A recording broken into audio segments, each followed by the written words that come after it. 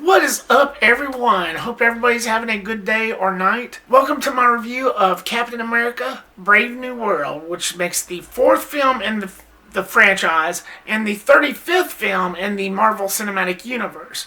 Now, the MCU has been something that I've championed since day one, since the release of Iron Man and the Incredible Hulk back in 2008. Up until Endgame, we have had hit after hit, but since Endgame, not so much. It's been pouring down in quality, just taking that big, long nosedive, with the exception of Guardians of the Galaxy Volume 3 and Deadpool and Wolverine, which came out in the past 2 years. So when it came to Captain America Brave New World, I was going to see this regardless.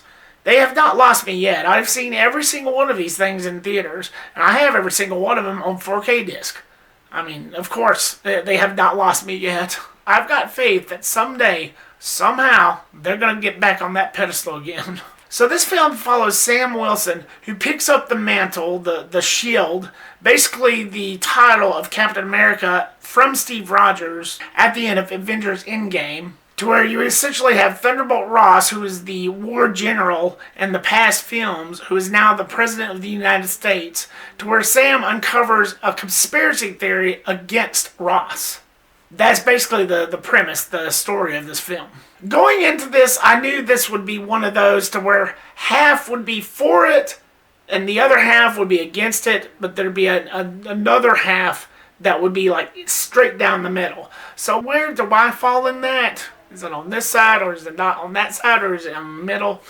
Let's start with the positives. I gotta say, Anthony Mackie is pretty good. Say what you want about him. I know he's not Captain America. A lot of people online I'm hearing are just pissed off because he's not Steve Rogers, and that's true. There's only one Captain America, and that's Steve Rogers. And that Sam Willson should not be Captain America. It should be Bucky. I'm on the middle of that. But he is a character that's been around since the Winter Soldier, and he's a character that I've really warmed up to. He's one of those characters, side characters, that no matter what is said about him now, especially about his character in this Captain America film, I've really enjoyed what he brought to this universe thus far. I think Mackie brings the noise when he's on screen, and not just in the MCU. I've seen a few of his films, mostly he's released films on Netflix, but still, no matter how good or bad the film is, he's always great in whatever he does. I think he's really cool, and what he's done with this character, with the character of Sam Willson so far,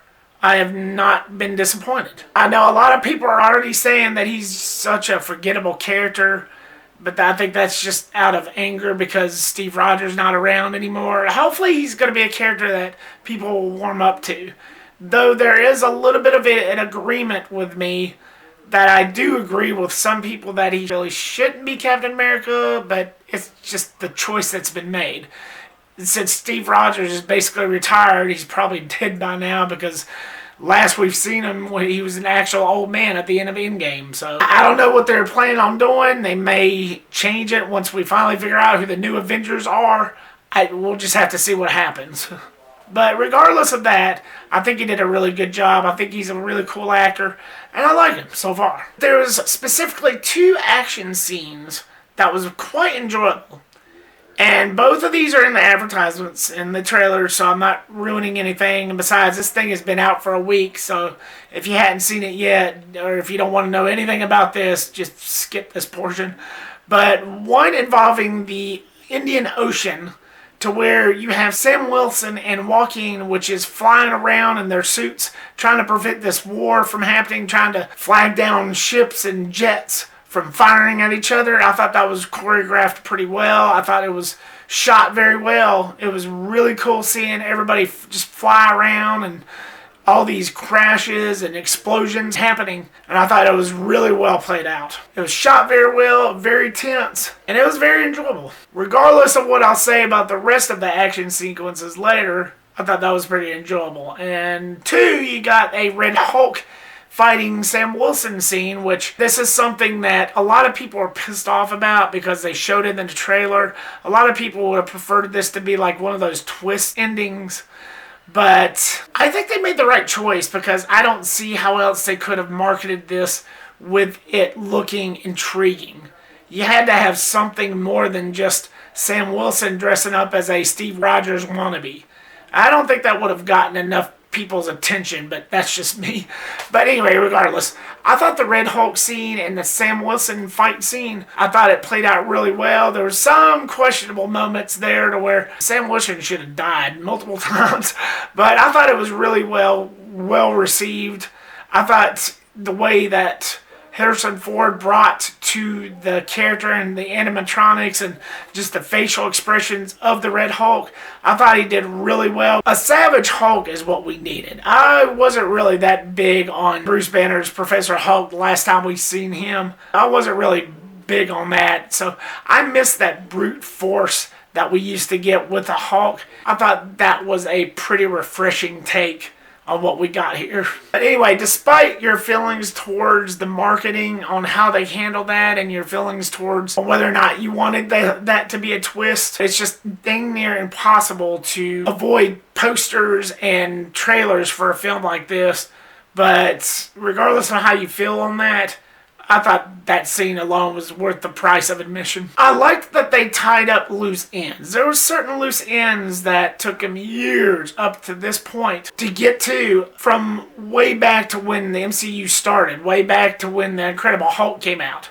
I liked how they tied up certain loose ends. There's one loose end that they tied up here that I wasn't quite satisfied on, but the others I didn't think they'd ever get to, and I'm glad that they finally answered those questions. It was like low-hanging fruit that was just dangling, and somebody finally took pieces of it off. So I thought they handled that, with the exception of one. I thought they handled those pretty well. I gotta talk about Harrison Ford. How can you not talk about Harrison Ford in a film starring Harrison Ford? I thought he did a really good job as Thunderbolt Ross. I think they passed the torch to the perfect person from William Hurt, may he rest in peace.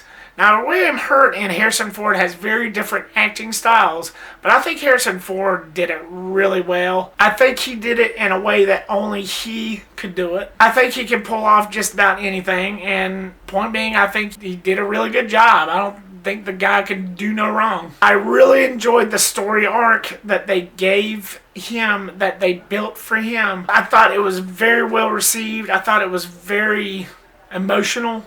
And it's just something that a film like this really needs. Moving on to the mixed, there wasn't really that much for Sam in terms of story and character arc. This was more about Thunderbolt Ross than anything else. What worked about that, though, was I did enjoy the Ross story arc.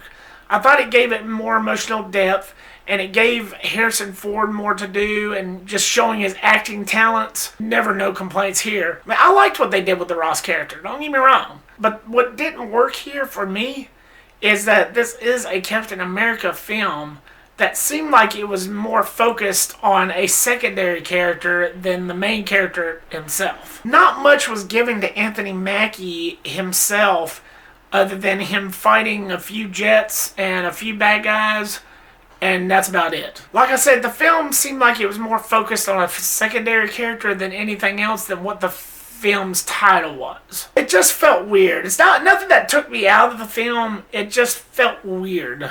And I wish they would have focused more on what the film was called than anything else. Otherwise, they should have called it just like Thunderbolt Ross or something like that. I don't know, I'm just spitballing here. That's my thoughts, my opinion. Because when you have a character that's centered around the title of a film, you want more from that character than anything else. Even though I did like the whole Ross story arc, again, I thought it brought emotional depth and a good meaning to the backstory of this film. I just feel like they should have focused more on the one character that the title of this film was focused on. They should have gave him more context and more of a background and just more stuff to do. And I felt like he just got shortchanged. Even though it is Sam Willson, it's not Steve Rogers. Still, you have a film that is named after a character that the film is supposed to be focused the most on, which it's not. I just felt like he kind of deserved better just because of that reason alone. I just felt like the one character that this film was supposed to focus the most on got sidelined, and it was just very odd, very strange. Again, didn't take me out of it, but It just felt weird. There was also this ex-Black Widow character to where I did enjoy certain aspects of this character. I did like following her. She was one of those characters that was likable, but at the same time, I didn't feel like she had no merit in the story and the narrative. I felt like that if you just took her out of the story, it would have made any impact on the film whatsoever. Again, she's a character that I'd liked, that I enjoyed following. She was fun in certain moments, but as far as a narrative goes, there wasn't really no use for her. Again, if you just took her out of the film completely, I don't think it would have made any impact whatsoever. I felt like that they tried to go back to more of a Winter Soldier vibe with this. That grounded political military feel that Winter Soldier had. Parts of it worked, but parts of it didn't. I felt like it did try too hard. And yes, I know not every film in the MCU can be Winter Soldier, which is considered one of the greatest comic book films of all time. But here, I did feel like they tried to get back to that tone and feel. But some of it I didn't mind. There was some moments to where it actually did kind of take me back. However, it didn't hit every spot. As I dive into the negatives, and here's why it didn't work. For me, the fighting was terrible. The hand-to-hand combat just felt weak. And I think a lot of that had to do with the direction by Julius Onah. If I'm saying that name wrong, I apologize. But I just didn't feel like it was directed that well. I just didn't feel like he grasped the tenseness and the seriousness that made those other films what they are. It felt very lackluster. There's no point in the film to where you actually feel the punches. You actually believe that the characters are going through what they're going through. I just didn't feel like that there was much effort being put in that. Especially comparing to those other films, this one just felt off. It felt a little dull. To translate, this film did feel a little messy. There were segments in the film to where it was pretty dang obvious that they did a bunch of reshoots. This is, of course, the last film to be released under the Bob Chapek regime, to where that was half of the reason why the MCU was dipping in quality. Because with him, it was all about quantity, not quality. But I'm kind of looking at it this way. Just how bad was it before they did the reshoots? The whole reason why they did the reshoots was when Bob Iger, the head of Disney, took back his position and gave Kevin Feige back his position over Marvel, saying you need to salvage this, do whatever you need to.